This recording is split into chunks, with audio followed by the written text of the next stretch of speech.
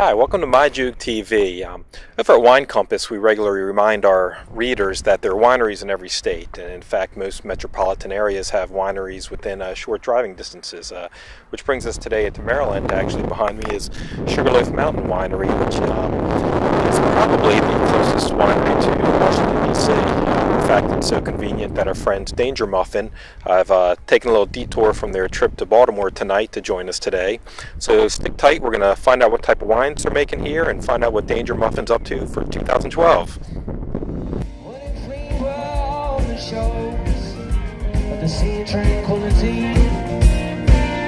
Let's drink and lose the clothes. I hope you win the green. But when we find it, who knows? Just Moonscapes, oceans, and no clothes.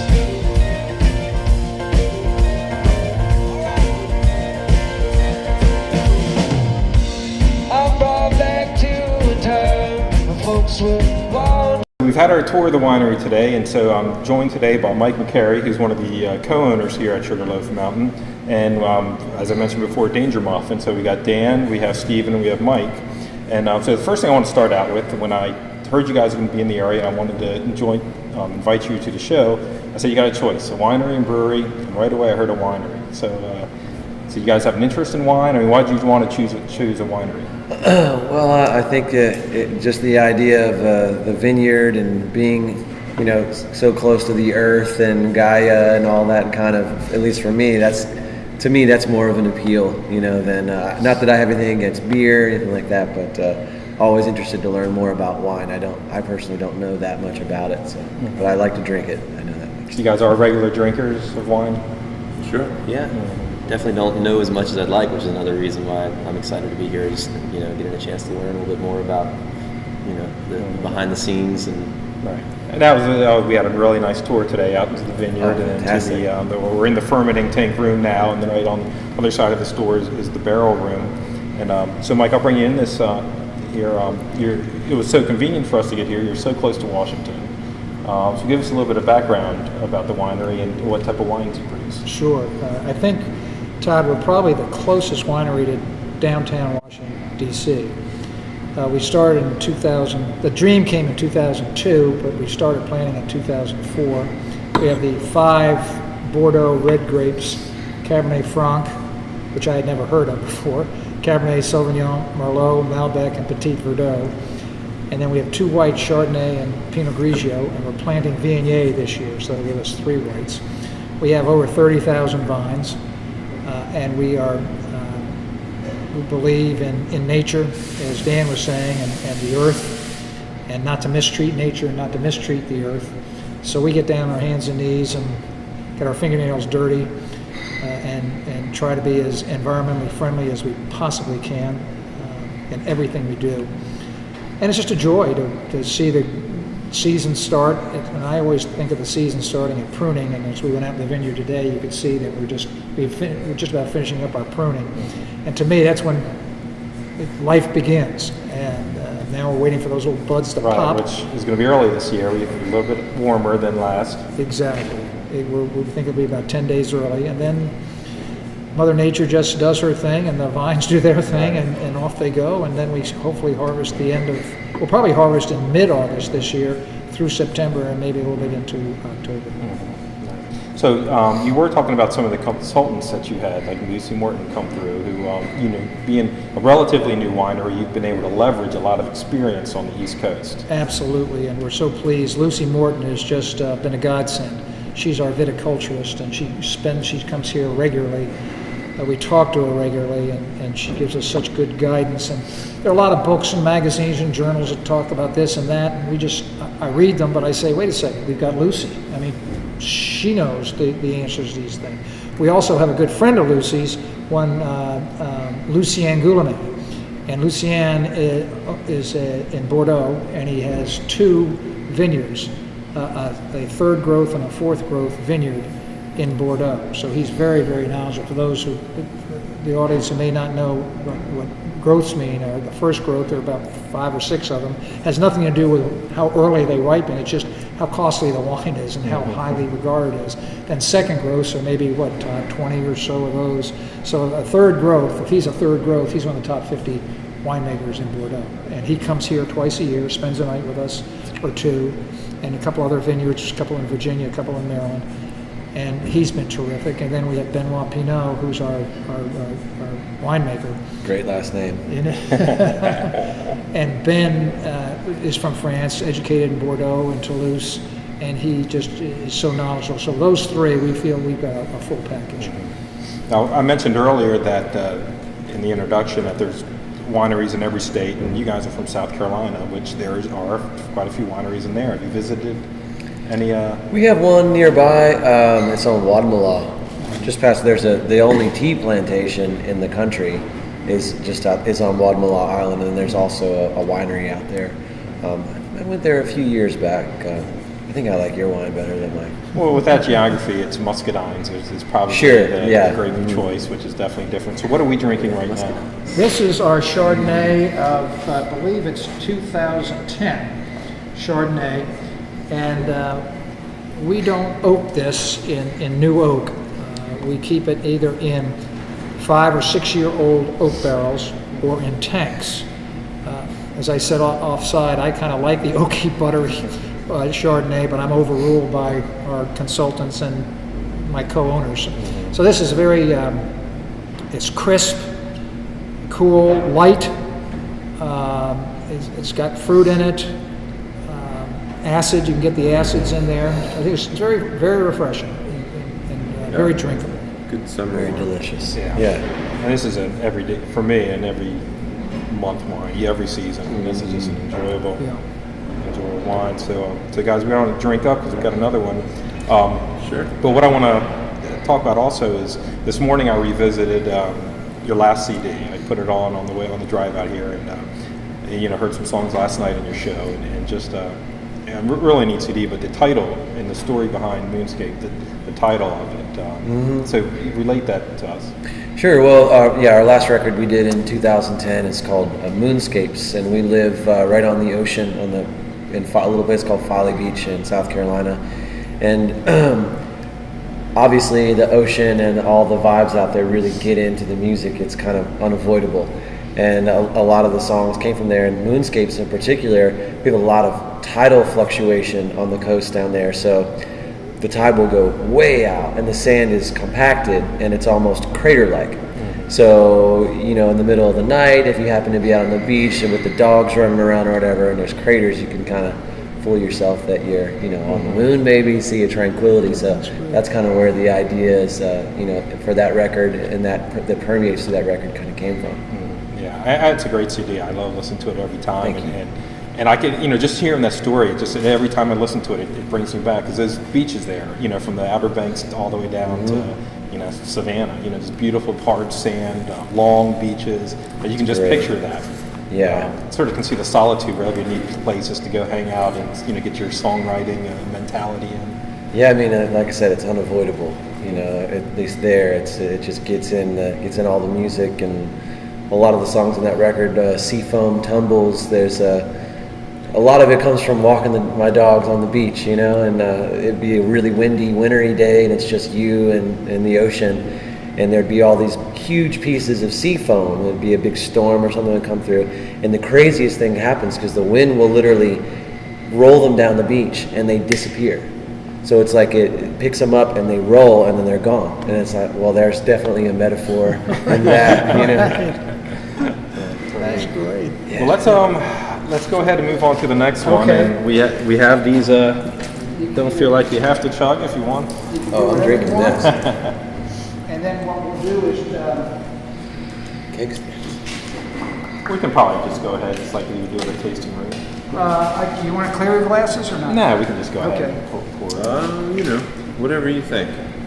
Okay, this is the Evo, and I'll tell you, Todd, you'll want me to talk a little bit about this in a minute. Yeah, once you can explain why you're pouring. Okay, this is a blend, the red blend of our 5 Bordeaux grapes. There's as I said, Cabernet Sauvignon, Cabernet Franc, Merlot, Malbec, and Petite Verdot. Gang? Oh yeah. And this one is predominantly Merlot.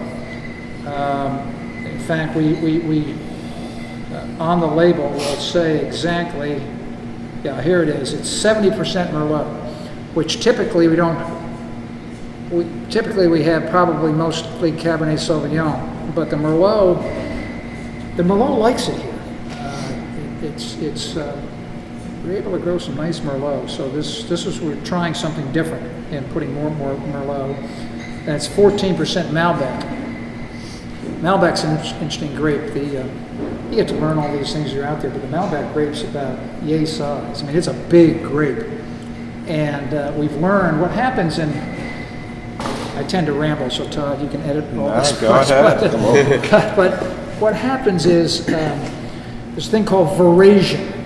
Veraison is when the grapes turn from green to the color they're going to be. You start veraison. That here, it starts about the first week of August. You also can tell veraison starting because you see deer come in with bibs on. So the grapes are no longer bitter. But what happens is you want soft skins. Well, this Malbec, it has such soft skins that if we don't, I was telling the fellows how we arrange all our shoots. We got to do all our arranging, and we'll drop fruit if we have too much fruit. We have to do that all when the Malbec's very green, because once it hits veraison, it'll pop in your hands. Its skins are so soft. They're big berries and they're full of juice, but they're very tender. So that's the second thing, and that does well here. Petite Verdot, which is really it gives it a dark color, inky, and then Cabernet Franc. So we have no Cabernet Sauvignon in this one, and Cabernet Franc. We only have 8% Cabernet Franc because Cabernet Franc, our customers love our Cabernet Franc, so we have to husband that and make a separate Cabernet Franc. Otherwise, single varietal. Yes, and we're thinking about, we planted another acre of Merlot, so we think we'll do a separate Merlot again soon. You know, I was talking earlier how, you know, with you being just across the river from Loudoun County, and a lot of the grapes we talked about, the Malbec, the Petite Verdot, Cabernet Franc do well in Loudoun. One thing you don't see is Merlot doing well in Northern Virginia, which, you know, you're talking about the soils being a little different here, so, you know, that could be a result. I think so. And then Lucie Morton told us, she said Merlot likes wet feet. So you put Merlot into sort of the lower areas. I wouldn't have known that at all, but that's where it is, and it thrives here. The toughest one for us to grow is Cabernet Sauvignon, and that's what we have the most of because I like it. But the problem is, it's the last to ripen. And so you're hanging out there in October, sometimes even November. Well, think of a tomato. Tomatoes are great August and September, but boy, you're starting to get to October, they're going to get iffy. You know, it's the same. So it's a tough grape to grow, but we're staying with it, and Lucie's really helping us, and we think the last couple of crops have really been nice. This is really nice, really smooth. I mean, just easy finish. This is. And see, this is another one that, you know, we're talking about reds in winter, you know, whites in summer, but this is one that I think in summertime would just be an easy drink. Oh, yeah. Yeah, this is. It's got some fig in it. It's vanilla. You got some vanilla? Yeah. That's typically, that's right. Our winemakers, one of their signatures are the smoothness at the end. It's that vanilla flavor at the end. So I learned last night at the show that you guys have been in the studio and you've been recording. So you have a new CD coming out. So why don't you tell us a little bit more about that? We do. Anybody else want to talk about it? Well, you know, it's the first CD we've done since Moonscapes 2010. So, you know, it's been a couple years. Overdue. We're pretty excited about it, you know, and we've done a lot of touring in the last few years, you know, which certainly has let the band kind of grow into a whole unique sound, you know, at least we think so, you know, and so, you know, a lot of the songs are a little bit of a fresh perspective, you know, from the stuff on Moonscapes, you know. It's still like a wide variety of I guess influences, you know, and some of the the beats and the interpretations and stuff that we put into it is not necessarily what you're going to hear from any, most other bands. You know what I mean? It's kind of odd in some ways, but we like it. So we're pretty excited about it. I remember one of the songs from last night was a little funkier than I think I've heard you guys. Yeah. So would you have a date or time frame? I think we're looking at sometime in May, just when the season really So starts to soon, get going. Yeah, we just finished recording. I was telling Mike that we did it locally in just outside of Charleston. Moonscapes was recorded in Nashville, and this one we decided to do locally, balancing it with our busy touring schedule, 16-hour days in the studio, But we found a great room there that just opened, great engineer who comes from a great lineage. And it's definitely the best thing we've ever done. I mean, it's so professional, and we're very, very excited about the prospects of where it may take us. Yeah. That's nice. So we'll make sure we post that online whenever they get an official release date. And so before last night, I've just seen you at festivals. Do you have any other festivals you're playing at this summer? Yeah, we're doing Wakarusa in May, which is in the Ozarks in Arkansas. Which has a great lineup. Oh yeah, we're very excited about that. Strange Creek is another one in Massachusetts, which is more of a mid-level. We're kind of at the end of our album cycle. Like you said, we're a little overdue for a new record. So a lot of the festivals that we did last year, we're going to pass on this year. Floyd Fest being one of them, which we had a great time at. We did All Good last year, which is also regional in West Virginia, Masontown. Mountain Jam in New York. We did Wani last year. So that was kind of still supporting that record. And now that we have another one, maybe next year we'll get more involved. We'll just keep doing what we do, Right. Yeah. Well, good. Well, I can't wait to hear it. And so, Mike, thank you very much for having us here. Yeah, guys, thank you, Mike. Cheers, Todd. Thank you so cheers, much. everyone. Cheers, Mike. Thank you. And Mike, and so we'll see you next time. And stay tuned for a song that we recorded last night at Jam and Java. Cheers. Cheers. Cheers. Thank you. Oh, you recorded Thank you, last Todd. night?